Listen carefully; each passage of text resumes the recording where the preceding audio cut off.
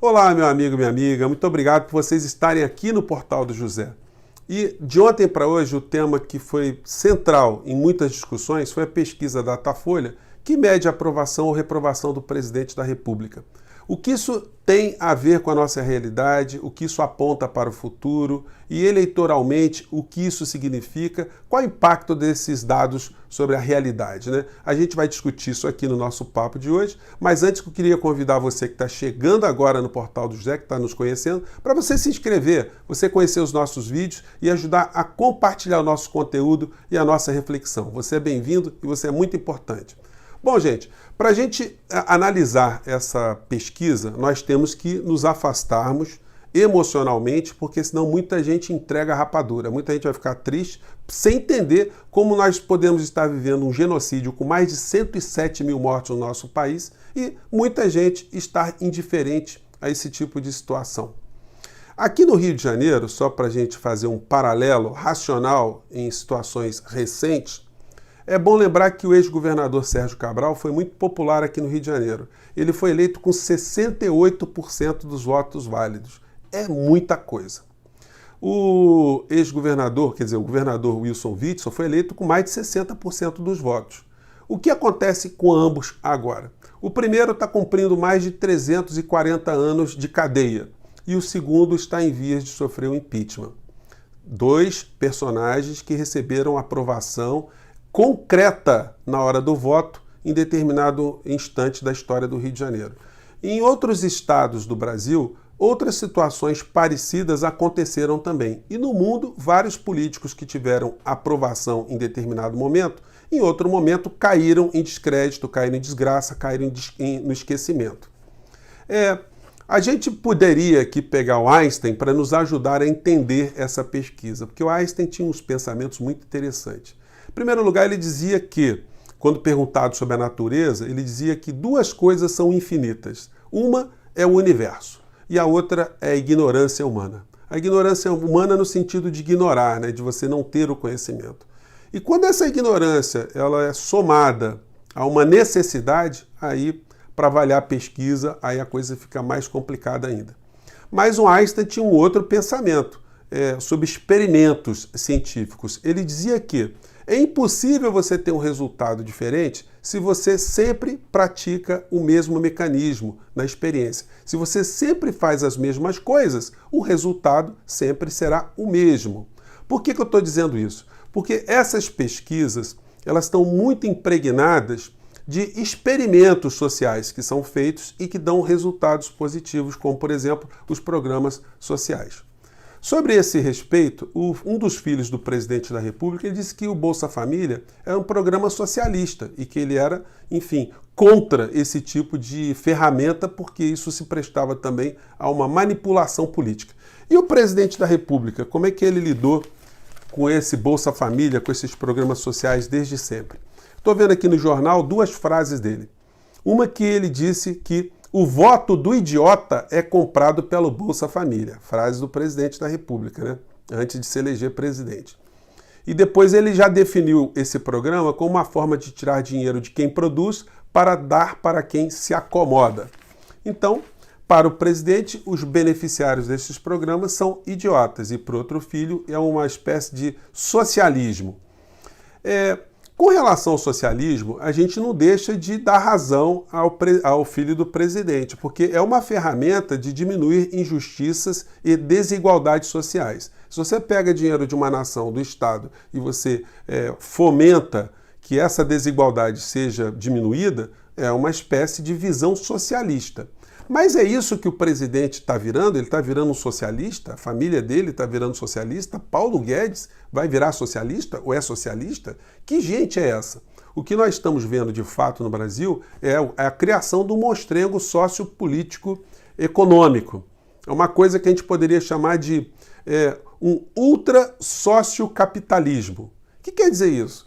Para uma parcela da sociedade, está se aplicando uma visão socialista, com programas sociais. Mas para outra parcela está se praticando um ultracapitalismo selvagem, onde nenhum centavo dessa gente é tocado. Bom, mas é possível se sustentar um programa que dá respostas eleitorais ou dar respostas positivas de aprovação ao presidente da República para todo o sempre com orçamento do nosso país?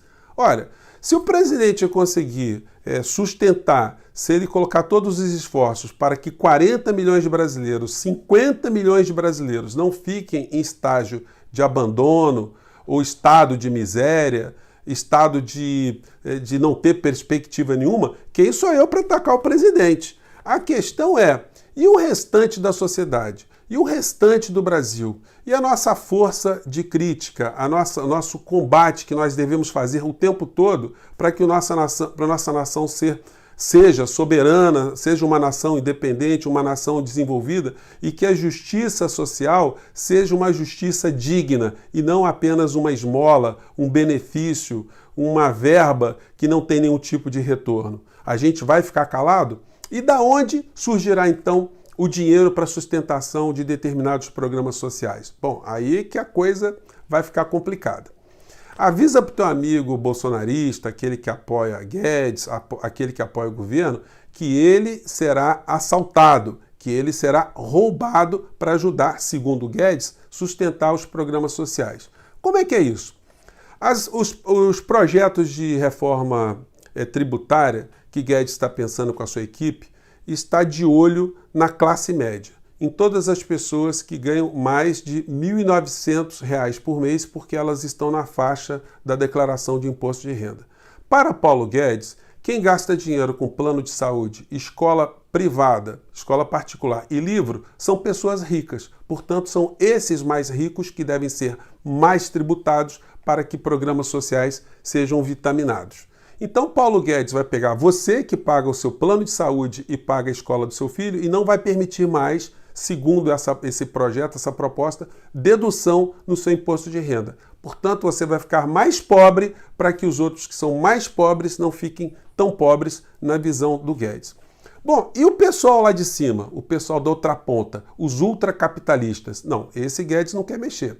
Não tem nenhum projeto para taxar dividendos, lucros, bancos, o sistema financeiro, cartões de créditos, os fundos de investimento, as igrejas travestidas em partidos políticos ou partidos políticos travestidos em igrejas, não taxando os seus imóveis, as suas remessas de recursos para fora do Brasil, os bilionários individualmente. Então não tem nenhum tipo de política econômica direcionada para esse andar de cima. Então a gente está vivendo esse perigo desse monstrengo híbrido, né? De um ultra sociocapitalismo.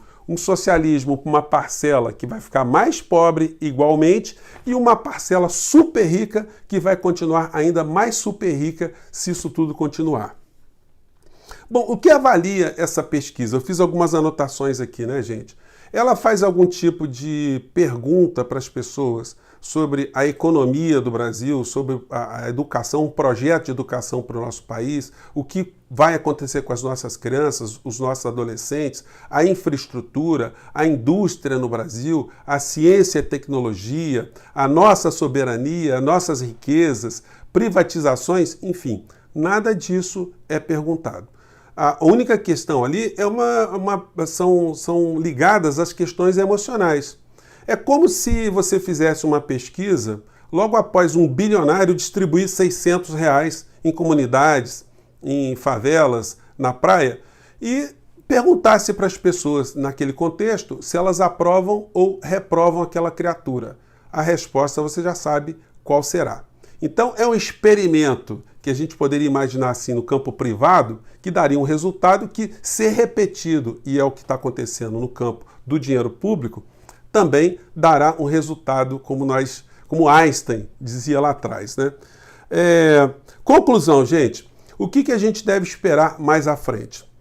Bom, se esses programas sociais eles forem mantidos, não serei eu que fará algum tipo de ataque, algum tipo de benefício dado às pessoas mais necessitadas do nosso país. Aí nós vamos mudar o nível do nosso embate. A gente vai querer que esse tipo de programa ele seja sustentável, mas ele seja digno. Ele confira uma independência e uma elevação do nosso povo. Mas isso vai ser muito difícil, porque para fazer isso, ou a classe média vai ser totalmente assaltada, ou simplesmente esse programa não vai ter como continuar e aí o ânimo das pessoas, sem esse dinheiro, sem emprego, com a crise econômica que nós estamos vendo na nossa frente, aí certamente a avaliação do presidente vai mudar radicalmente. Então, muita calma nessa hora. Não tem ninguém que ficar desesperado achando que o mundo acabou, que o genocídio se perpetuará no nosso país e mais do que isso. Como eu disse no começo do nosso papo, se Sérgio Cabral, que teve 68% de aprovação, que foi eleito aqui no Rio de Janeiro, com esse tanto de aprovação, ele está cumprindo mais de 340 anos de cadeia, imaginem vocês um genocida com uma família cheia de problemas, cheio de implicações no mundo do crime, o que vai acontecer um pouco mais à frente. Vamos aguardar e vamos nos manter cada vez mais unidos e cada vez mais críticos. Se a gente já era crítico anteriormente, agora com esse tipo de desenho, a nossa responsabilidade aumenta ainda mais. A gente tem que ser mais críticos, mais vigilantes, divulgar mais as nossas ideias, conversar mais com as pessoas e mostrar o que está acontecendo. Gente, espero ter dado algumas contribuições, sobretudo para você que ficou meio desanimado. Olha, sacode a poeira, preste atenção, porque tem muita coisa pela frente para a gente fazer. Um grande abraço, até o próximo vídeo. Tchau!